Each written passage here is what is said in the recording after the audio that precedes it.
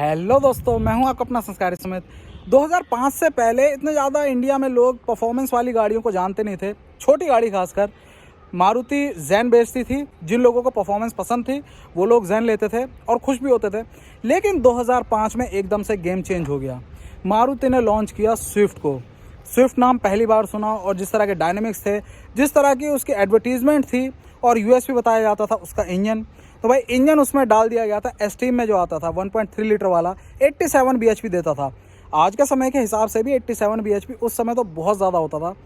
और भाई कीमत सिर्फ 3,87,000 रुपये, 3,87,000 रुपीज़ की बेस वेरिएंट था। समय चेंज हुआ, टाइम चेंज हुआ और उसके बाद जो चीज़ हमें आज की तारीख में मतलब 16 साल बाद मिली है वो दिखाता हूँ। और आज 16 साल बाद स्विफ्ट का रूप है ये आपके सामने। बेस वेरिएंट है ये। अगर मैं पावर की बात करूं कि इन 16 सालों में पावर कितनी चेंज हुई है, तो भाई इंजन ही चेंज हो चुका है। इंजन अब है इसमें 1.2 लीटर वाला के सीरीज़ और साथ के साथ इसमें अब डुअल इंजेक्टर पर सिलेंडर है। मतलब इसमें 4 सिलेंडर हैं तो 8 इंजेक्टर हैं, वो ड्यूटी कर रहे हैं और 89 bhp आज की तारीख में ये आपको निकाल के दे रही है। ड्राइविंग डायनामिक्स बहुत अल्टीमेट हैं। मतलब जो भी परफॉर्मेंस पसंद करते हैं लोग, खासकर ड्राइवर के लिए ये गाड़ी, जो भी अगर ड्राइविंग एंथुजियास्ट है वो भाई इसमें जो ड्राइवर सीट है उस पर बैठना पसंद करता है। उस समय जब लॉन्च हुई थी 3,87,000 रुपये की होती थी। आज का समय चेंज हुआ है। 16 साल बाद ये गाड़ी आपको मिल रही है 5,85,000 रुपये की बेस वेरिएंट। हमारे सामने बेस वेरिएंट ही खड़ा हुआ है, LXI वेरिएंट है ये। चीज़ें क्या क्या इसमें मिलती हैं, मतलब बेस वेरिएंट आज के समय में ख़रीदना वर्थ करता है या नहीं, वो सारी चीज़ें इस वीडियो में बताता हूँ। करते हैं वीडियो स्टार्ट। तो भाई फ्रंट से आप देख रहे हैं काफ़ी चौड़ी लगती है पिछले जनरेशन के हिसाब से। हाईटेक प्लेटफॉर्म यूज़ किया जा रहा है अब इसमें। और चौड़ाई की बात करें तो 1735 मतलब 1735 बलेनो से कुछ ही छोटी रह जाती है ये। अब आप समझो बलेनो एक सेगमेंट ऊपर हो गया और प्रीमियम हैचबैक सेगमेंट में आ गई, ये उससे एक सेगमेंट नीचे है और अपने सेगमेंट में one of the widest cars में से एक है ये। और चौड़ाई अच्छी लगती है, रोड प्रेजेंस अच्छी लगती है और साथ में बेस वेरिएंट में आपको ग्रिल में भी क्रोम मिल जा रहा है। ये देखिए इस टाइप से क्रोम की स्लैट मिल रही है जो कि अच्छी चीज़ है। अब जो डुअल जेट इंजन आया है जिसके बाद 89 bhp पावर हुई है, उसके बाद ये स्लैट दी गई है यहाँ पर। इससे पहले ये स्लैट नहीं आती थी और थोड़ा सा डिफ्रेंशिएट कर देती है। पहले 83 bhp आता था और अब 89 bhp है। तो इस तरह का फ्रंट है। जो हेडलैम्प है हमारे वो रिफ्लेक्टर बेस्ड है, बड़े हेडलैम्प हैं और हेलोजन बल्ब है। यहाँ पर यूनिट दी है हमको इंडिकेटर की। नीचे फॉग लैम्प नहीं आते लेकिन आप एजेंसी से लगवा सकते हैं। तो इस तरह का फ्रंट है। कोई भी वॉशर यूनिट हमको यहाँ नहीं दी हुई। थोड़ी सी गाड़ी गंदी हो रही है, वो इसीलिए स्टॉक यार्ड में खड़ा हुआ हूँ। और ये देखिए आप, यहाँ पर कोई वॉशर यूनिट नहीं है। वॉशर यूनिट यहाँ पर इंटीग्रेट कर दी गई है। ये रही। डिज़ाइन की बात करें तो भाई लोगों को काफ़ी पसंद आ रहा है। इतने साल हो चुके हैं अब तक की, मतलब जो भी सेल्स हुई थी, जो भी रिकॉर्ड बनाए थे इंडिया की मोस्ट सेलिंग कार ऑल्टो 800 ने, वो भाई उसको पीछे छोड़ के अब इंडियाज़ मोस्ट सेलिंग जो कार है अपने पूरे के पूरे लाइफ स्पैन में वो स्विफ्ट बन चुकी है। आप इसी से इसकी पॉपुलैरिटी का अंदाज़ा लगा सकते हो। तो फ्रंट के बाद आते हैं हम इसके साइड प्रोफाइल पर। तो साइड प्रोफाइल में आप देखिए, टायर की बात करें तो हमको जेके का टायर मिला है UX रॉयल। और इसकी प्रोफाइल की बात करें अगर तो 165/80 R14 14 इंच का टायर है। सिल्वर रिम मिल रहा है, आप इसको ब्लैक पेंट करा सकते हो और ऊपर व्हील कवर आपको लगाना पड़ेगा, साथ में कंपनी नहीं देती है। फेंडर में ही यहाँ पर हमको इंडिकेटर मिल जाता है।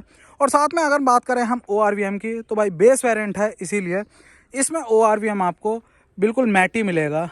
और एक चीज़ बिल्कुल अच्छी नहीं लगी इस कीमत में, भले ही बेस वेरिएंट है लेकिन आपको जो एडजस्टमेंट है वो बाहर से ही करना पड़ेगा। अंदर स्टॉक वाला सिस्टम भी नहीं है, वो डंडी जो होती है उससे भी मैनुअली नहीं कर सकते हम।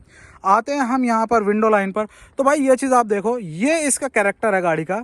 यहाँ बिल्कुल कॉर्नर बनाया हुआ है, आप ये देख रहे हो, यहाँ से जाती है बिल्कुल एजी कॉर्नर है और फिर एंड में एज टू एज खत्म होता है। ये डिज़ाइन इस गाड़ी को बहुत ही शार्प, बहुत ही एग्रेसिव लुक देता है साइड प्रोफाइल से भी। और गाड़ी के प्रोपोर्शन के हिसाब से जो इंजन भी है वो भी काफ़ी बड़ी है, जो कि काफ़ी अच्छी चीज़ है। चलाते हुए स्टेबिलिटी और लुक्स को बहुत ज़्यादा एनहांस कर देती है। जो डोर हैंडल है हमारा वो भी हमको मैट ब्लैक ही मिलता है, पीछे कोई हैंडल नहीं मिलता। बीट में जो आता था शेवले बीट में, वो इसमें पैटर्न कैरी फॉरवर्ड किया गया, यहाँ पर ये चीज़ दी गई। तो इस तरह से। और जो हमारा रियर है ये थोड़ा सा पीछे से देखने पर ना इस तरह का स्लांटेड है पीछे। इतना हिस्सा अगर देखें रियर क्वार्टर तो भाई कहीं ना कहीं आपको याद आएगा दैट्सन गो, वो आपको लगती है इस साइड से। आप एक बार इस एंगल से देखना उस गाड़ी को, आप खुद कहोगे हाँ बिल्कुल थोड़ा सा वैसे ही लगता है ये। तो आ जाते हैं बिल्कुल हम पीछे। रियर लुक काफ़ी पसंद करते हैं लोग इसका। फ्रंट लुक से ज़्यादा इसका रियर लुक अट्रैक्टिव लगता है। और अच्छी चीज़ यह है कि बेस मॉडल में भी यहाँ पर आपको एलईडी स्टॉप लैम्प मिलती है, जिनकी ब्राइटनेस काफ़ी ज़्यादा है। सी शेप यहाँ पर ऑलवेज ऑन रहती है और स्टॉप लैम्प आपकी ये 2 स्लैट एलईडी हैं। यहाँ पर इंडिकेटर है और यहाँ पर हमको मिल जाता है जो रिवर्स लैम्प है वो, और दोनों के दोनों हैलोजन है। ये बीच में सुजुकी का लोगो और स्विफ्ट इधर है, एलएक्सआई वगैरह कुछ नहीं लिख रखा। 4 पॉइंट मिल जाते हैं, अच्छी चीज़ है, चौड़ाई अच्छी है गाड़ी की, तो 4 पॉइंट के आपको यहाँ पर जो रिवर्स पार्किंग सेंसर हैं वो मिल जाते हैं। इस तरह से रियर प्रोफाइल गाड़ी की। कोई भी इसमें वाइपर या फिर डिफॉगर नहीं मिलता विंडशील्ड पे। ऊपर छोटा सा हाई माउंट स्टॉप लैम्प भी दिया हुआ है। तो इस तरह से हो जाती है कंप्लीट हमारी रियर प्रोफाइल। और ओवरव्यू की बात करें यानी आउटर व्यू की बात करें तो ओके है, गाड़ी अच्छी लगती है, घुली मिली है, लोगों की आंखों में बसा हुआ ये डिज़ाइन। इधर हमको राउंड शेप में मिल रहा है जो हमारा पेट्रोल फिलर कैप है वो अराउंड 37 लीटर के आसपास इसमें जो कैपेसिटी है पेट्रोल की वो है। और ये नहीं है कि गाड़ी बड़ी है 37 लीटर है तो लंबी रेंज नहीं देगी आपको, माइलेज बहुत अच्छा देती है जो कंपनी क्लेम करती है खासकर। और कंपनी क्लेम 23 का करती है, और 23 का क्यों करती है उसकी भी एक जो उनकी एक चुंगी है ना वो अभी मैं दिखाऊंगा आपको। जो भी डुअल जेट या मल्टी जेट इंजन अब यूज़ कर रहे हैं ये, चाहे 3 सिलेंडर वाला हो, अब जो इन्होंने निकाल दिया सेलेरियो का, चाहे जो 4 सिलेंडर है हमारा 1.2 वाला, तो उसमें एक फीचर दे रहे हैं, वो अभी जब अंदर जाऊंगा तो बताऊंगा। तो सबसे पहले चलते हैं हम इसके इंटीरियर में। इंटीरियर में क्या क्या मिलता है वो आपको दिखाता हूँ। और इंटीरियर में जाते हैं हम भाई, और की एक बार दिखा देता हूँ, स्टार्टिंग की से ही करता हूँ। ये है चाबी, सिंपल है बिल्कुल, कुछ नहीं है चाबी में, कोई रिमोट वगैरह।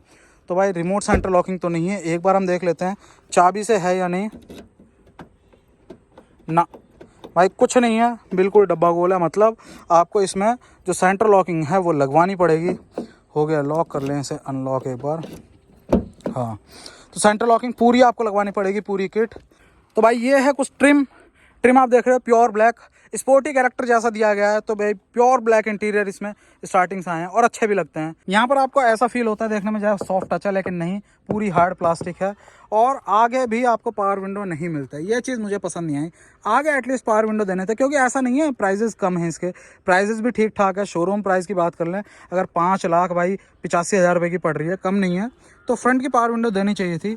यहाँ पर भी हमको बेसिक ये दे रहे हैं, हालांकि कंपनी ऑफर कर देती है, आप इसमें सारी चीज़ें कंपनी से ही लगवा सकते हैं, लेकिन उसके पैसे देने पड़ेंगे ऑब्वियसली। तो यहाँ पर आपको 1 लीटर वाटर बॉटल और यहाँ पर मैप पॉकेट है, कुछ इस तरह का ट्रिम है। यहाँ पर स्टॉक्स की कमी है भाई, दे देते अच्छा रहता, कम से कम अंदर से तो एडजस्ट कर लेते, काम चला लेते लोग।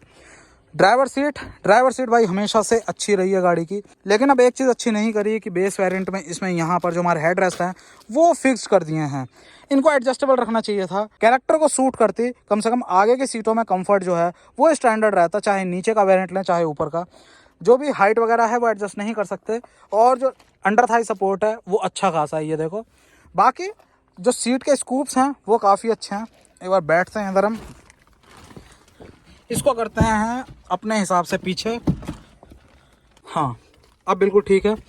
तो भाई ये है कुछ आपका स्टीयरिंग, एक बार चाबी को लगा देता हूँ मैं। ये है अपना भाई क्लस्टर इसका, या देख रहे हो बिल्कुल सादा, कोई टैकोमीटर नहीं है इसमें, सिर्फ 200 तक की स्पीड वाला स्पीडोमीटर है। नीचे आपको ट्रिप दी हुई है, आप सारी इन्फॉर्मेशन मतलब जो फ्यूल गेज है वो सब, और इस स्टॉक से यहाँ पर चेंज करते रहोगे। और माइलेज वगैरह भी इसमें दिख जाता है, ये आप देख ही रहे हो। और छोटी सी क्लॉक दी हुई है, बाकी यहाँ पर इन्फॉर्मेशन हो कुछ भी नहीं है, ज़्यादा कुछ तामझाम इसमें दिया नहीं हो। तामझाम क्या, थोड़ा दे देना चाहिए था, टैकोमीटर दे देते। और ये चीज़ आप देखो भाई, ये है अपना स्टीयरिंग व्हील में ये चीज़ अच्छी है, जो रिंग है हमको यहाँ पर क्रोम में दे दिया है। कोई भी कंट्रोल्स नहीं है, क्योंकि भाई जब यही चीज़ें नहीं दे रहे कंट्रोल क्या ही देंगे। फ्लैट बॉटम है, चलो ये चीज़ अच्छी है। और हॉर्न यहाँ पर हमको डुअल टोन में दिया हुआ है, जो कि अच्छी चीज़ है। बाकी इंटीरियर आप देखो, यहाँ पर स्पोर्टी कैरेक्टर के लिए आपको देखो दिया हुआ है कार्बन फाइबर फिनिश, पूरी की पूरी स्लैट है, कार्बन फाइबर फिनिश में है। और जो हमारे एसी वेंट्स हैं उसमें भी आपको यहाँ पर दिए हैं क्रोम के रिंग्स, अच्छी चीज़ है ये। स्टीरियो आप अपनी पसंद का लगाएंगे, जो भी आपको लगाना है, चाहे कंपनी से चाहे बाहर से, टच स्क्रीन लगवाओगे पूरा का पूरा लग जाएगा, अच्छा लगता है देखने में। ये हमारे कंट्रोल्स एसी के, और भाई इन्हीं कंट्रोल्स को हर गाड़ी में घुमा रही है मारुति। दिमाग का है, कॉस्ट कटिंग का है, या फिर लोग एडजस्ट कर ले रहे हैं इन चीज़ों को, क्योंकि सेगमेंट अगर चेंज करते हैं तो थोड़ी सी चीज़ों में R&D करके कुछ नई चीज़ें लानी चाहिए। लेकिन ये भी है कि प्राइसिंग बढ़ जाएगी तो क्या कहें, प्राइसिंग खैर अभी भी कम नहीं है। यहाँ पर 12 वोल्ट का सॉकेट है 120 वाट का। यहाँ पर स्पेस है, यहाँ पर 2 कप का कह दो स्पेस दिया हुआ है। और यहाँ पर हमको 5 स्पीड का गियर बॉक्स मिल रहा है। जो हमारी एंगेजमेंट है वो काफ़ी अच्छी है। यहाँ पर नीचे दी हुई है हमको इसका सराउंडिंग सिल्वर कलर में, ग्लॉसी नहीं है लेकिन फिर भी अच्छा है। इस तरह का छोटा सा स्पेस यहाँ पर है। और बाकी ज़्यादा स्पेस वगैरह कुछ मतलब मैनेजमेंट जो है सिर्फ यहीं सेंटर कंसोल में ही है और कुछ नहीं है। डोर्स में हमको बॉटल वगैरह दी हुई है, ये देखें तो ठीक ठाक स्पेस का है, ज़्यादा बड़ा भी नहीं और काफ़ी वैसा सही लग रहा है भाई ये तो। लेकिन ठीक है चलो, यहाँ पर दे दिया है। और नी रूम काफ़ी अच्छा मिल जाता है क्योंकि बाकियों में जो डैशबोर्ड है और ग्लव बॉक्स है वो थोड़ा सा नीचे तक आया होता है, इसमें ज़्यादा नीचे नहीं है, इसमें थोड़ा सा खड़ा खड़ा है तो काफ़ी स्पेस यहाँ पर मिल जाता है डोर खोलने पर, बैठने पर और पैर फैलाने में। बाकी जो साइड के हमारे वेंट हैं वो हॉरिजॉन्टल शेप में दिए हुए हैं, बीच में यहाँ पर सर्कुलर, यहाँ पर दिया हुआ है हमको हज़ार्ड का बटन। इस तरह से लगभग कंप्लीट हो जाता है हमारा आगे का व्यू। एडजस्टमेंट, हाँ एडजस्टमेंट दिया हुआ है, चलो ये चीज़ अच्छी है, स्टीयरिंग एडजस्ट हो जाता है और केवल टिल्ट एडजस्टमेंट है। और साथ में जो मैं बता रहा था, जो माइलेज है वो बढ़ाने के लिए ये है यहाँ पर आइडल स्टार्ट स्टॉप का फीचर। जो भी डुअल जेट इंजन है उसमें मारुति दे रही है, ये बटन है, इसमें भी है। और साथ में ये देखो यहाँ पर बंद, आपको लाइट जलती हुई दिख रही है, बंद हो गई और साथ में ये जल गई। तो भाई ये दिया हुआ है, इसकी वजह से भी जो माइलेज है वो अच्छी हो जाती है। और जो 23 की कंपनी बताती है वो भाई इस कंडीशन के साथ है कि आप इसको ऑन रखेंगे, आप इसको ऑफ कर देते हैं तो माइलेज फिगर ऑब्वियस सी बात है वो कम हो ही जाएंगी। क्योंकि आप जहाँ भी खड़े होंगे 10 सेकंड 15 सेकंड 20 सेकंड के लिए गाड़ी स्टार्ट रहेगी तो वो भी तेल पिएगी। यहाँ पर आपको हेडलाइट लेवल दिया हुआ है बटन। तो इस तरह से है भाई, ज़्यादा कुछ है नहीं। यहाँ पर डेड पैडल दिया है, ये आप देखो, ठीक है। आगे का हिस्सा तो हो जाता है कंप्लीट हमारी फर्स्ट रो। हाँ ये बचा है हमारा, कोई भी एडजस्टमेंट नहीं है, डे एंड नाइट वाला इस सेगमेंट में भी नहीं दे रहे हैं, क्या कहें। और यहाँ पर हमारी लैंप दी हुई है। यहाँ पर देखें कोई होल्डर नहीं है, यहाँ पर कुछ नहीं है, तो भाई टिकट होल्डर भी नहीं है इसमें। खैर इस सेगमेंट में भाई ये चीज़ें स्टैंडर्ड रखनी चाहिए मेरे हिसाब से। ये वैगनार वाला सेगमेंट नहीं है, ये एस्प्रेसो वाला सेगमेंट नहीं है, ये ऊपर है थोड़ा उससे। भाई इसमें वो चीज़ें नहीं काटनी चाहिए। इसको करें अब बंद, यहाँ से खोलते हैं इसको। और पीछे स्पेस अच्छा है, हार्ड टैक में सब में यही चीज़ है कि पीछे स्पेस अच्छा है, अंडर थाई सपोर्ट भी अच्छा है। और साथ में पीछे की सीट पर आराम से 2 भारी भारी बंदे और बीच में एक बच्चा आ जाएगा। यहाँ स्पेस दिया है, आप कुछ भी बॉटल वगैरह रखो। हम्प ऊंचा है, हम्प काफ़ी ऊंचा है, ये कमी है गाड़ी में। यहाँ पर आपको पॉकेट नहीं दी हुई, पीछे भी हेडरेस्ट जो है वो फिक्स्ड ही है। और बाकी क्लॉस्ट्रोफोबिक तो फील नहीं हो रहा, ठीक है एयरीनेस है, लेकिन थोड़ा सा यहाँ पर भी जो हमारे ये है ना इस शेप में जहाँ हैंडल दे दिए हैं, यहाँ पर हमारे क्वार्टर ग्लास लग जाते हैं और हैंडल हमारे कन्वेंशनल लग जाते हैं यहीं पर ही, तो भी कोई बुराई नहीं होती। एक क्वार्टर ग्लास आता तो और ज़्यादा एयरी हो जाता कैबिन। इस तरह से हमारा जो इंटीरियर है वो भी कंप्लीट हो जाता है। अब बात आती है इसके बूट की, तो देखें बटन वटन है इसमें ना भाई, बटन वगैरह कुछ नहीं है ना, बटन कुछ नहीं है, इसको इंटरनली ही खोलना पड़ेगा यहाँ से। बहुत ही ज़्यादा लूज़ वो है जो हमारा लीवर है। तो ये आप देख रहे हो, ये है कुछ बूट, डीप अच्छा खासा है लेकिन स्क्वायर शेप है बिल्कुल, और सामान मैनेज हो जाएगा इसमें ठीक ठाक। तो इस तरह का है, करीब 268 है, मतलब 270 लीटर के अराउंड है ये, 268 लीटर के अराउंड। और पार्सल ट्रे आपको मिलती नहीं है। और बाकी इसको बढ़ाने के लिए देखें यहाँ पर, हाँ यहाँ पर लीवर दिए हुए हैं, तो जो हमारी सीट है वो भी फोल्ड हो जाएगी और कुछ बड़ा सामान आप इसमें रख सकते हो। बाकी ये बढ़िया दिया कि यहाँ पर पूरी की पूरी जो ट्रिम है वो हार्ड वाली दी हुई है प्लास्टिक की, नहीं तो भाई धीरे धीरे टाइम ऐसा बदल रहा है यहाँ पर कपड़ा ही लग जाता है बस। चलो ये तो सेगमेंट की इज्जत रखी है, यहाँ पर 2 हैंडल दे दिए हैं, ये आप देखो। इसको कर देते हैं बंद। अब आ जाती है टेक्निकल स्पेसिफिकेशन कि गाड़ी में आपको क्या क्या चीज़ें टेक्निकली मिल रही है, मतलब ग्राउंड क्लियरेंस क्या है, जो हमारा व्हील बेस है वो क्या है। खोल लेते हैं एक बार इसका इंजन बे। इंजन जैसे मैंने आपको बताया भाई, जो 1.2 वाला आता था 1200 सीसी वही है, लेकिन अब जो चेंज इसमें किया हुआ है वो है इसमें पर सिलेंडर, देखो 4 सिलेंडर है तो पर सिलेंडर इसमें 2 इंजेक्टर लगे हुए हैं, जिसकी वजह से डुअल जेट बन चुका है ये इंजन और साथ में 89 bhp निकाल रहा है। और जो टॉर्क की बात करें तो वही 114 Nm का आपको टॉर्क दे रहा है। माइलेज अच्छी खासी 23.2 कंपनी क्लेम कर रही है। ABS EBD ब्रेक असिस्ट साथ में दिए हैं, 2 एयरबैग इसमें स्टैंडर्ड हैं, नीट एंड क्लीन है, लेकिन थोड़ा सा कवरिंग हो जाए तो और मज़ा आ जाए। इंसुलेशन ऊपर दे ही रखी है, जो कि अच्छी चीज़ है। वैसे रिफाइंड रहते हैं इसके इंजन, काफ़ी टाइम हो चुका है इन इंजन्स को, रिफाइनमेंट लेवल काफ़ी अच्छा है, पैपीनेस बहुत अच्छी है। और इसको कर देते हैं आप बंद। लेंथ आप देखें गाड़ी की तो लेंथ अच्छी खासी दिखती है हमें। सब 4 मीटर जो 399 सीरीज़ में आ जाते हैं लेंथ में, तो भाई उससे थोड़ी सी छोटी है, उतनी छोटी भी नहीं है। 3845 mm 3845 mm की गाड़ी है ये। और विड्थ मैंने बताया 1735 mm है। हाइट गाड़ी की है 1530 mm। और व्हील बेस आप देखो, क्योंकि अंदर स्पेस ठीक ठाक मिल रहा है आपको, और व्हील बेस आपको मिल जाता है 2450 mm, जो कि काफ़ी अच्छा है। कर्व वेट 875 kg है। डायमेंशन के हिसाब से वेट ठीक ठीक है, क्योंकि जो इससे थोड़ी सी छोटी और हो चुकी है गाड़ी सेलेरियो, उसके बेस वेरिएंट के वेट की बात करें तो पूरा 800 kg है, और आप समझ सकते हैं। तो इस तरह से थी आपके सामने स्विफ्ट। 16 साल बाद क्या क्या चेंजेस हो चुके हैं जब से लॉन्च हुई है गाड़ी, तब से अब तक। 5,85,000 रुपये शोरूम प्राइस है बेस वेरिएंट में। और अगर ऑन रोड की बात करें तो हम उत्तराखंड में हूँ मैं, तो उत्तराखंड में हल्द्वानी में ये आपको मिल रहा है 6,75,000 रुपये का, 6,75,000 रुपीज़ की। आपकी क्या ओपिनियन है, गाड़ी आपको कैसे लगी? मेरे हिसाब से अगर कोई स्विफ्ट लेना चाहता है तो इससे ऊपर का वेरिएंट ले, VXI वेरिएंट ले, जिसको स्विफ्ट पसंद है। क्योंकि ये ऐसा नहीं है कि कंपटीशन में हम कहें कि भाई इससे ऊपर का लेंगे तो बलेनो का बेस आ जाएगा, तो ऐसा नहीं है। स्विफ्ट जिसको पसंद है वो स्विफ्ट की तरफ ही जाता है।